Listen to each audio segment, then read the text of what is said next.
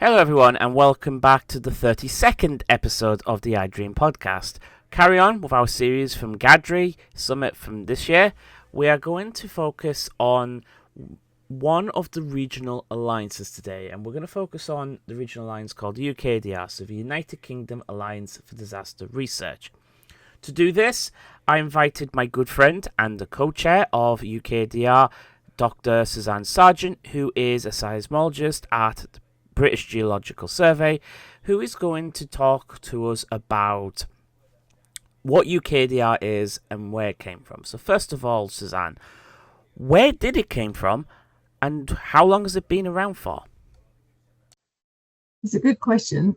So we're nearly 10 years old now, formed in 2016, and it really came about because of the discussions about the value that science could bring to humanitarian response, humanitarian activity. So that was through the Humanitarian Emergency Response Review that was published in 2011, and that really was sort of the starting point for a lot more discussions about what science could bring and ensuring that it was helping to connect to decision making around disasters and their management, really.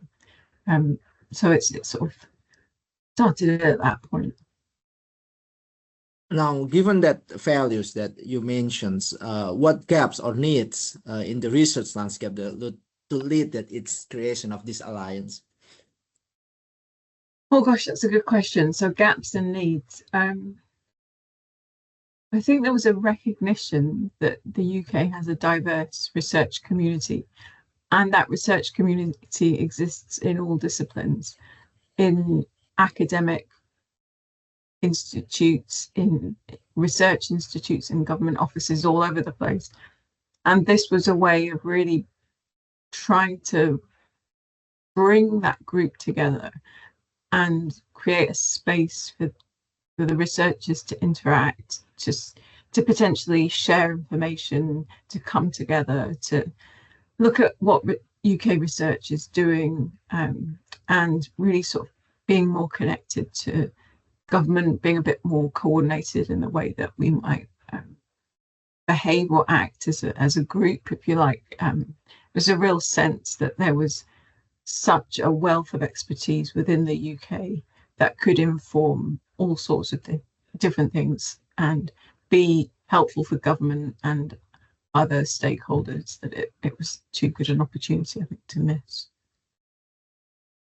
Yeah, so you would say that we were quite fragmented. I mean, from my perspective of someone, who's come in a little bit later on, I still feel that there is still that slight fragmentation between research institutes, and particularly universities.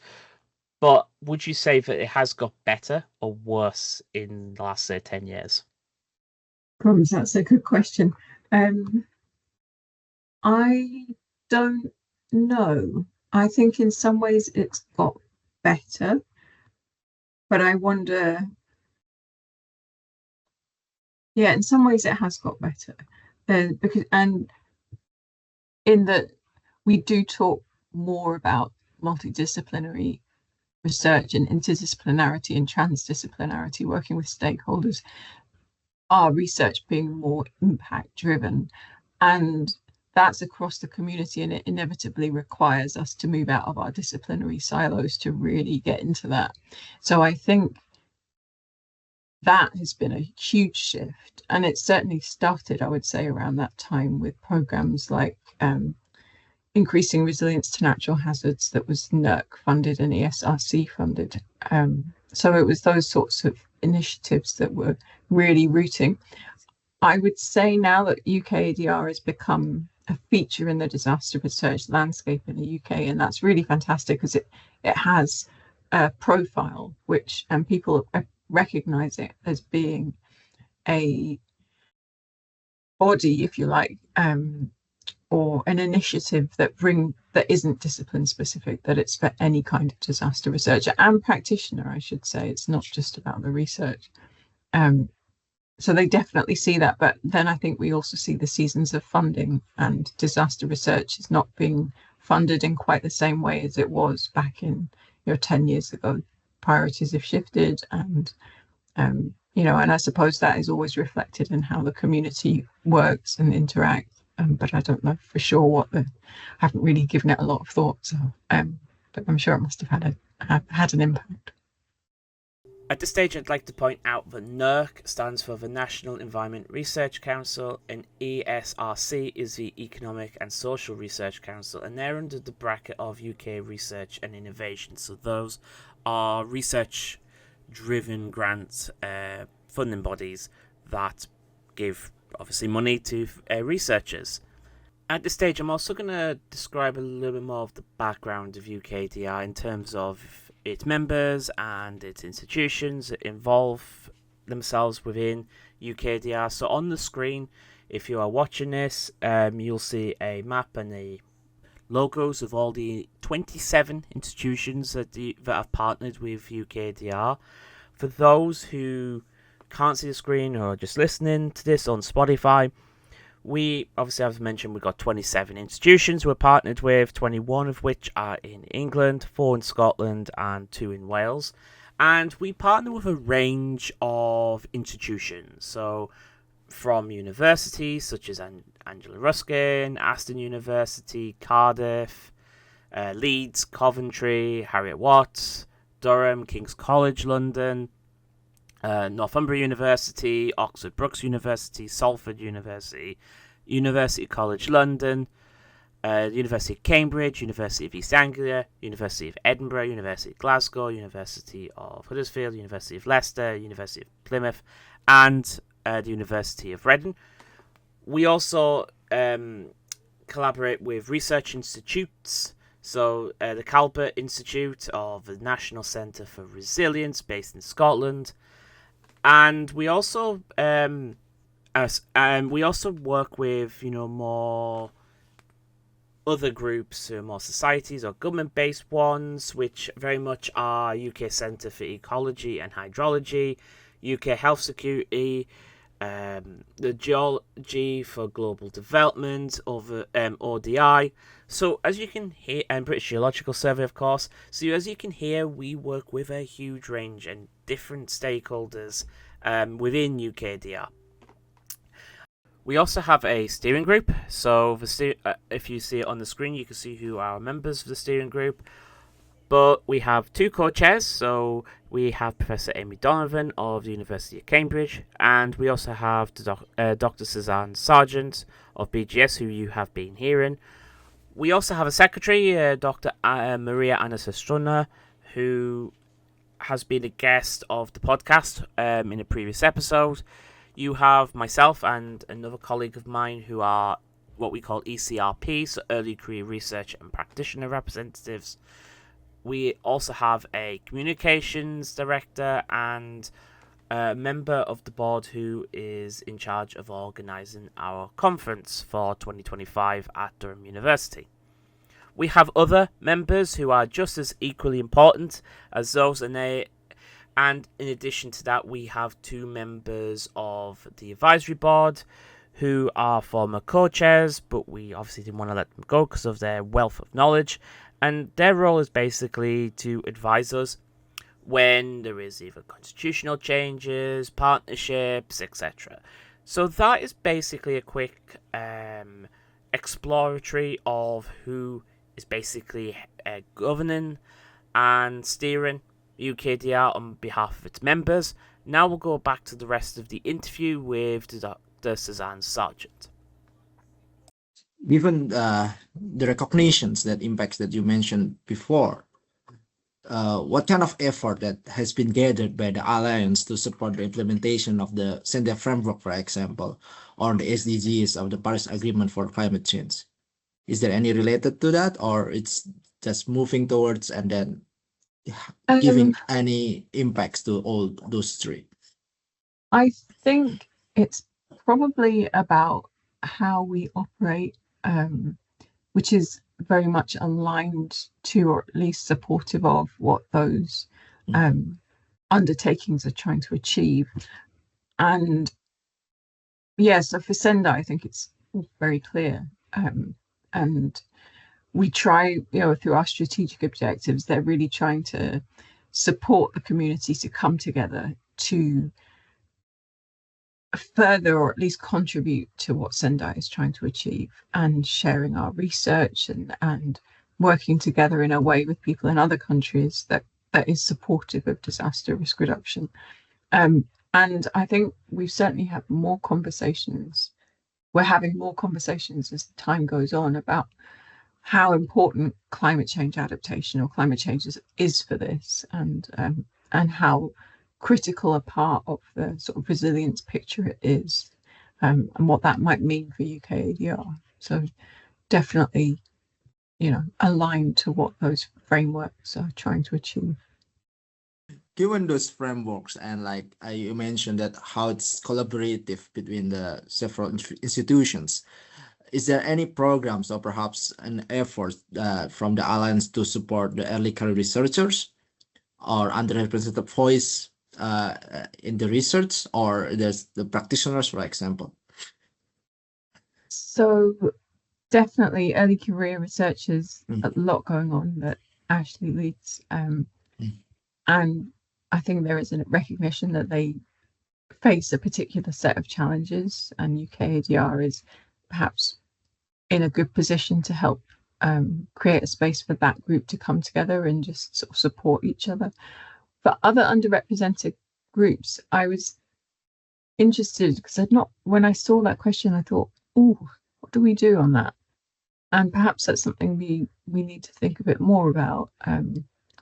But definitely for early career researchers, I think it's really what Ashley's doing, and having that subcommittee on our main committee means that we are always connected to what the priorities might be for that group and how they can feed into the wider aims and objectives of UKADR. Yeah, I can give a bit more detail on that one. So the way that the UKADR is structured is that 3 representatives will be on the steering committee, and the way that happens is that we respond to any needs, or any calls, any challenges that is driven by early career researchers. So the way that we're structuring ourselves up is that the 3 representatives on the steering group lead the ECR group, but then we have our own almost committee inside the ECR group, which then helps us, with our activities. So in the past, we've had newsletters, we've had webinars, which help us to set up these activities that are very much driven by a demand by ECRs. I would say that also the way that UKADR has incorporated ECRs into the conference programs. So I think of in Huddersfield, and I think of in Edinburgh in our 22 and 23, and also in London in 24. We very much, ECRs were given equal opportunity with more senior researchers, which in some series of conferences, you don't get that same opportunity. So there has been very much that UKADR has made sure that ECRs are at the forefront. And for other underrepresented groups, one of the things that we've made clear in the ECR committee is that every voice is equal. That we will, that it doesn't matter where you're from, doesn't matter of, your financial income, what sexuality you are, what ethnicity you are treated exactly the same as anyone else, and we will actually make you feel as inclusive and as welcome as we can. And if there's anything that there is a demand that from these underrepresented groups who need more help, we'll always be there and make sure that our doors open, and we'll make sure that they will be represented and helped in whatever way we can physically help them with. What are the biggest challenges UKADR has, is facing currently?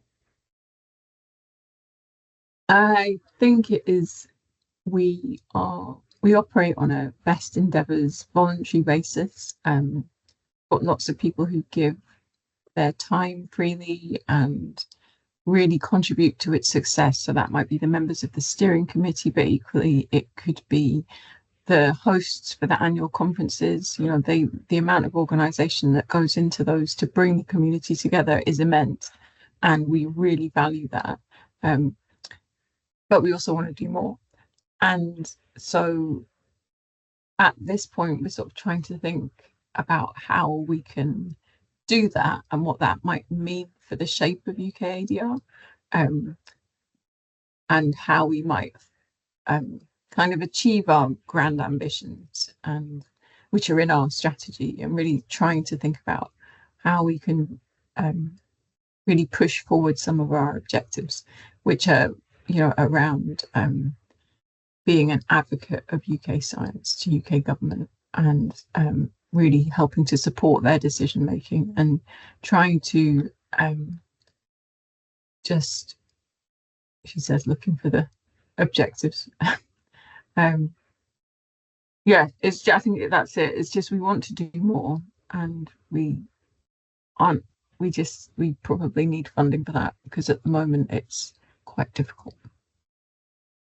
But that's okay, and we're doing a lot, but it's just, we could do more, because there's so much potential within the community, and yeah, it would be wonderful if we could figure out how to do that. Looking at this challenge you mentioned, it's like fundings and all those challenges. Is there any fostered collaborations with organizations or universities or even alliance outside the UK? Is there any, start to look outside the UK and establish perhaps bilateral agreements or bilateral collaborations between the UK's and perhaps its neighbor in Europe or even USA, like that? Sure. So we are keen to build relationships with other alliances, other entities. We've got obviously the relationship with GADRI. We are really starting to build relationships with practitioner networks. So, for example, the Institute of Civil Protection and Emergency Management, recognizing that a lot of the research and the science that UKADR does is relevant to decision making, but it's in that conversation between researchers and decision makers that the real magic happens, when the research can really support their needs. And then we also we have connections with the Adaptation Research Alliance, and that takes us into the realms of climate change and everything that brings, which is a really valuable link, because they have such a broad network and bringing a different perspective. So yeah, we have those sorts of relationships that we really value. So what do you think are some of the key achievements or milestones that UKADR has already succeeded in its first 10 years? I would say it's probably the annual meetings. They are kind of the jewel in the UKADR crown, or jewels. There have been lots, and it's really wonderful that we have that support from the disaster research community in the UK, and they want to host these conferences. So I would say that's by far and away our biggest achievement. But then there have been other things that have been done, workshops that have been influential, and the way perhaps that we kind of flex during lockdown, that was also that was where UKADR, when we've been thinking about doing the annual conference, and we couldn't do it face to face, so we moved to a set of online webinars, and it was something about creating that space to come together, and that's definitely something UKADR is really good at, is just creating that space. So I would say our achievements are in that, and then actually I would say in what you do, Ashley, really championing the early career researchers and making sure that their presence is, that they have a voice.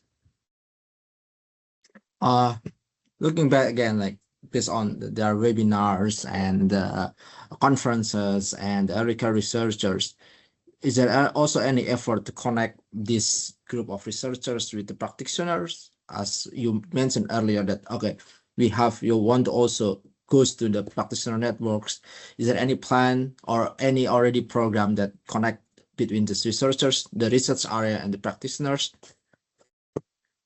Not currently, because anything like that, I think, depends to a large extent on what you want to get out of it, beyond just the kind of connections, the contact. We do try and create spaces for those groups to come together, but it's something that I think we could do more of. Perhaps joint webinars, for example, that kind of thing, where we can start sharing some of our experiences through our different perspectives, and really start to think about how we might come together as a group. Something we could do more on, I would say. I mean, also the other thing is that for early career, we now go by sometimes the early career researcher and practitioner, because we do recognize practitioners and researchers do work together. So we are trying to weave them together a bit so that there is a space with them. But I agree, Susanne, there's more that could be done and maybe more we should be doing. And that's just because we are predominantly being academics, for the first 10 years, and that's the way that we've evolved over time. And actually, that comes on to a good point, is this year's conference in Durham. So would you like to talk a bit more about this year's UKADR conference? She's, as I say, she's scrambling for a note. Yeah, just going to have a quick look. So it's the 4th to the 5th of September this year. And right, so the theme of this year's conference is Pathways to Practice and Resilience, UK Interdisciplinary Hazard and Disaster Research on a National and Global Stage. And this is really I think there's going to be quite an emphasis on practitioners being part of that conversation, but themes that will be discussed at the conference include dynamic risk and climate, multi-hazard interactions, urban resilience, human-made and technological hazards, science, policy, practice, public interfaces, and so much more. And I think that's also kind of coming back to your question about what's changed in that 10 years. I can't imagine that a conference with those sorts of themes would have happened 10 years ago. But it's really going to be a step away from your sort of traditional scientific conference format, with much more emphasis on activities that are going to foster dialogue and networking across disciplines. So it's intended to be a really interactive, vibrant and stimulating event. So really looking forward to it. That's the program for this year. So can you explain more any visions or ideas for the Alliance for the next 5 to 10 years? What is there any program that want to be achieved shortly or even in the future? So I would say, and this is just my personal opinion, I think exploring different models that might help us secure some funding to help develop our ideas is something that it would be great if we can move forward on a little bit. Working towards our strategic objectives, which sounds quite dull, but actually they're really important. And just the process of developing the strategy we've tried to make it inclusive and ensure that the UKADR membership has been able to feed into that. So, we had some consultation around the objectives and that kind of thing. So it feels like it's of the community and not something that the steering committee has just decided, So it will be around trying to implement those objectives. With the strategy runs from 2024 to 2028. So we just now need to just starting to pick things up and see which areas we need to focus on to start with to deliver those objectives. And then the last thing really is just trying to ensure that UKADR remains a voice for the UK disaster research community and is active in the discussions about Sendai's successor. So not just the committee, but the membership, and really ensuring that we can take what we as a community have learned and ensure that sort of feeds into the discussions in some way. And then from my personal perspective as one of the ECR reps, for us, it's about it's not only about collaboration, nationally, but also we're trying to look at externally more towards practitioner, but also internationally as well. So we're trying to look at different ideas of how we can, especially today with research communities, is much more dynamic and more international. We understand that actually having, the opportunity to meet people in a more international audience as well as a national audience is just as important. Especially when it comes to funding bids. Some of the funders nowadays really, and also journals in particular, really value international collaboration and cooperation. So actually trying to hopefully he says, foster some new links internationally. That's personally from my end, one of my aims and objectives is to try and foster these new potential collaborations. Personally, Suzanne, where do you think you really want to see it in the next, we are in the 25 by 2030? Where do you want to see UKADR as? Such a good question. I think probably doing what we're doing now, but doing more of it really, and perhaps getting in, because we talk about, there's so much research or exploration we could do that relates to the disaster research community, how science is supporting decision making for disaster risk management. We and the other alliances have got there are a huge number of people involved in terms of the members, and there must be such a lot of experience that we can learn from. So I think there's something there that's really important, and also thinking about how we might support each other, particularly I imagine over the next few years there could be further changes to the funding landscape, and just geopolitically I think things will evolve as they always do, and I think if UKADR can be there to support our members, and more widely perhaps the people who are involved in the research collaborators, as you say, Ashley, but also the people who live in disaster affected areas, or the people who are supporting them. It feels like maybe that's where UKADR can really help going forward. And of course, I think just ensuring that we are part of the discussions around Sendai, and that when 2030 comes, excuse me, the new framework really there's a place for science and what it can offer in the new framework, recognizing that it's just one small part of that contributes to successful disaster risk management or disaster risk reduction, and so although it's just one component, it's very valuable.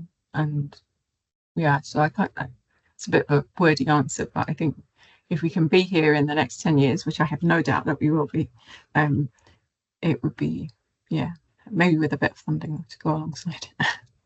Okay. So thank you for listening today's podcast. We hope to see you very soon on another episode of the IDRiM podcast.